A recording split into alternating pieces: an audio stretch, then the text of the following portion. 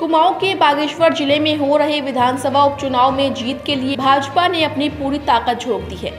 Party के कई बड़े नेताओं के बाद अब उत्तराखंड की कैबिनेट मंत्री रेखा आर्य भी बागेश्वर उपचुनाव में प्रचार प्रसार के लिए मैदान में कूद गई हैं। बुधवार को बागेश्वर जाते वक्त कैबिनेट मंत्री रेखा आर्य अल्मोड़ा के सर्किट हाउस में रुकी, जहां पुलिस के जवानों ने उन्हें गार्ड ऑफ ऑनर दिया, जबकि यहां पहले से मौजूद भाजपा पदाधिकारियों और कार्यकर्ताओं ने भी मंत्री रेखा आर्य का जोरदार स्वागत किया।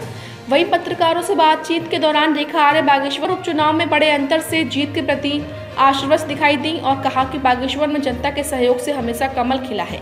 उन्होंने कहा कि बागेश्वर के विधायक दिवंगत चंदन राम दास ने बागेश्वर के विकास के लिए अनेक कार्य किए, जो आज वह हमारे बीच नहीं है, लेकिन उनके सपनों को पूरा करने के लिए पार्टी ने उनकी पत्नी पार्वती दास को अपना उम्मीदवार बनाया है, जिसके बाद से बड़ी संख्या में बागेश्वर के लोग और कई संगठन लगातार भाजपा से जुड़ रहे हैं। इसलिए बागेश्वर में भाजपा की जीत तय है।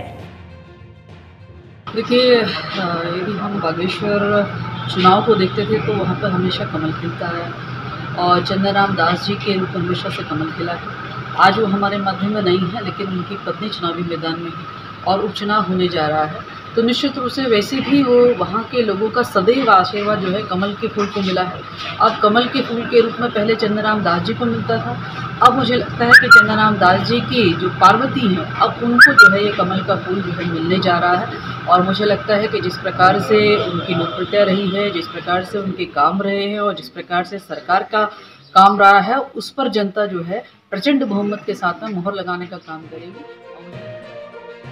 वहीं इस दौरान कैबिनेट मंत्री रेखा आर्य ने कांग्रेस पार्टी को आड़े हाथों लेते हुए कहा कि कांग्रेस की कथनी और करनी में हमेशा से अंतर रहा है। कांग्रेस के पास आज कहने को कुछ नहीं बचा है। कांग्रेस के बड़े नेताओं के बयानों से साफ होता है कि बागेश्वर की जनता का विश्वास कांग्रेस से उठ चुका है।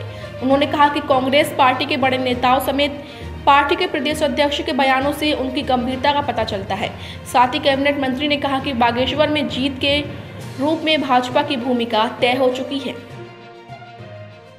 मुझे लगता है कि कांग्रेस पार्टी के पास में कहने के लिए कुछ नहीं है और कांग्रेस पार्टी हमेशा से अपनी कथनी और करनी के बीच में ज़मीन आसमान का अंतर रहा है। जो वहाँ के कांग्रेस के बड़े दिग्गज नेता माने जाते हैं, यदि उनके वक्तव्य को देखेंगे तो मुझे लगता है कि जनता का भरोसा उनके ऊपर से पूर्णतः उठ गया है और उनके प्रदेश अध्यक्ष भी लगातार किस प्रकार के बयान देते आए हैं, उससे उनकी गंभीरता का पता चलता है। मुझे लगता है पूरी तरीके से उपचुनाव में, बागेश्वर के उपचुनाव में पूरी तरीके से भारतीय जनता पार्टी की भूमिका तय हो चुकी है और भारतीय जनता पार्टी के रूप में कमल का फूल और पार्वती दास जो है वहाँ पर जीतने जा रहे हैं।